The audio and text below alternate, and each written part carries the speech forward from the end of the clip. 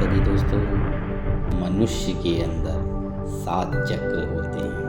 अपनी आदतों को नियंत्रण करके वह योग और ध्यान से इन चक्रों को जागृत किया जा सकता है।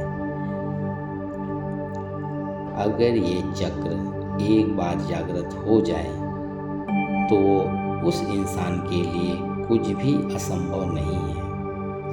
पहला है मूलाधार चक्र, दूसरा है स्वाधिष्ठान चक्र, तीसरा है मणिपुर चक्र, चौथा है अनाहत चक्र, पांचवा है विशुद्ध चक्र, छठवां चक्र आज्ञा चक्र है और अंतिम 7वां जो चक्र है वो है सहस्त्रार्थ चक्र। यह चक्र हमारी पंखुड़ियों के समान सफ़ेद रंग का होता है। मूलाधार चक्र जब इस चक्र पर पहुंचता है तब जाकर साधना की पूर्ति हो जाती है और मुक्ति की अवस्था में आ जाता है। उस समय तब अपने केवल सद्गुरु का ही ध्यान किया जाता है। अगर मनुष्य यम नियम से इस स्थान तक पहुंच जाता है तब वो ईश्वरी तुल्य हो जाता है, उसे सारी सिद्धियां मिल जाती हैं। इस प्रकार 7 चक्र हैं। ये जो चक्र हैं, जब आप ध्यान करते हैं तब ये चक्र नीचे से ऊपर की ओर बढ़ना चाहिए। मूलाधार से सहस्त्रार्थ तक पहुंचना चाहिए। हमारी जो आत्मा है वो हमारे मस्तिष्क में रहती है। अपनी भौहों के मध्य 3 इंच अंदर और ऊपर से 2.5 इंच अंदर आत्मा विराजमान होती है। वहाँ तक पहुँचने के लिए हमें बहुत समय लग सकता है। ध्यान करते रहिए। ध्यान करने से आत्मा शुद्ध होती है, ज्ञान आता है और थकान दूर हो जाती है।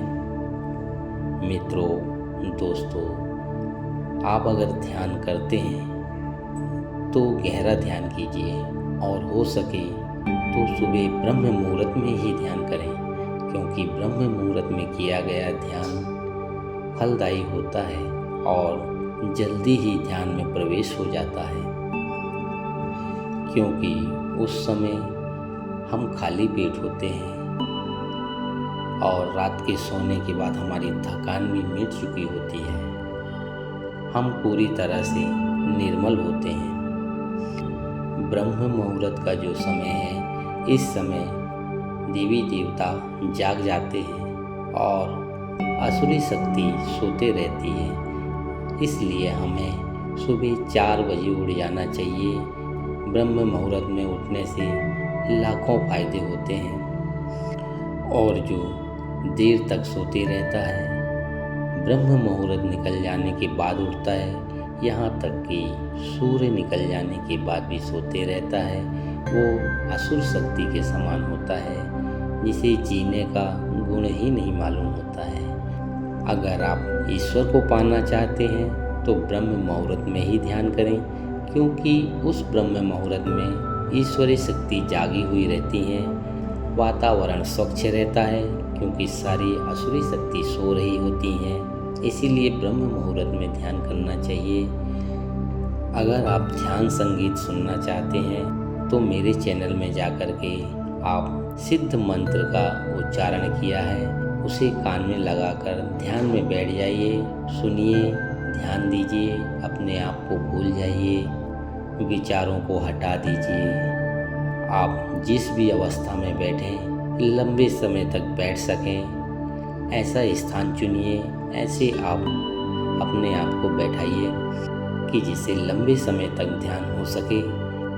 ध्यान से हमारी सारी इंद्रियां जाग जाती हैं और हम शरीर को आराम करने के लिए छोड़ देते हैं। हमारा मन जगते रहता है।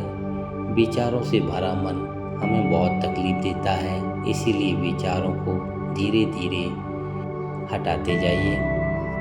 जब आप विचारों के अंधकार से निकलकर ध्यान में प्रवेश करेंगे तो आपको एक छोटा बिंदु दिखाई देगा। धीरे धीरे वो प्रकाशपुंज बनता जाएगा और आपको प्रकाश में समाहित कर लेगा। ध्यान बहुत ही गंभीर ध्यान हमारे शरीर को तथा हमारे जीवन को स्वच्छ बनाता है, निर्मल बनाता है। जिस तरह हम नहाने के बाद अपने आप को निर्मल महसूस करते हैं, उसी तरह जो हम पापों की दुनिया में पता नहीं, हम अनादिकाल से हम जिंदा हैं और इसी तरह भटक रहे हैं और भटकते ही रहेंगे। एक मार्ग है ध्यान, यही सुगम और सरल और सबसे बड़ा मार्ग यही है ध्यान। ध्यान से आप भगवान को पा सकते हैं। ध्यान आपको ज़रूर करना चाहिए। ध्यान करने से सारे बिगड़े काम बन सकते हैं, क्योंकि आपका मन भी एकाग्र हो जाएगा, स्थिर हो जाएगा, जिससे आप जो भी काम करेंगे, भक्ति करेंगे, तो उसमें आप सफल होते रहेंगे। दुनिया में अगर सबसे बड़ा धन है तो वो है ज्ञान। अगर ज्ञान है आपके पास में तो धन, संपत्ति, सुख, वैभव सब आ जाएंगे। मन अगर शांत है तो आप दुनिया के सबसे बड़े धनी व्यक्ति हो। अगर आप मन को शांत कर लेते हैं, विचारों से मुक्त कर लेते हैं, एक जगह स्थिर होकर बैठना सीख जाते हैं, तो निश्चय ही इस जन्म से निकलकर इस लोक को आप सुधार लोगे और इस लोक को तो आप सुधार ही लोगे और आपका परलोक भी सुधर जाएगा। जय माता दी।